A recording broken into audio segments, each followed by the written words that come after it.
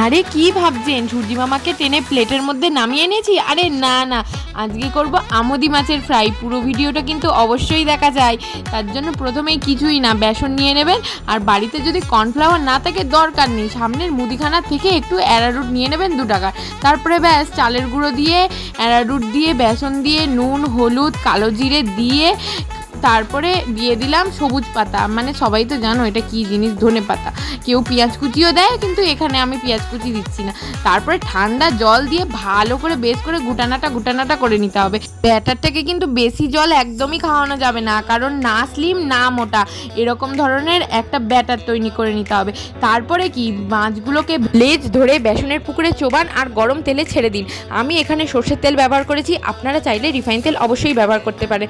তারপরে কি, হালকা হাতে নাড়ুন। এপিটোপিট নাড়া হয়ে গেছে, পাশে একটা চা কফি যা হোক বসিয়ে দিন। বৃষ্টির দিনে খান আর দীঘা পুরীর এনজয় পান।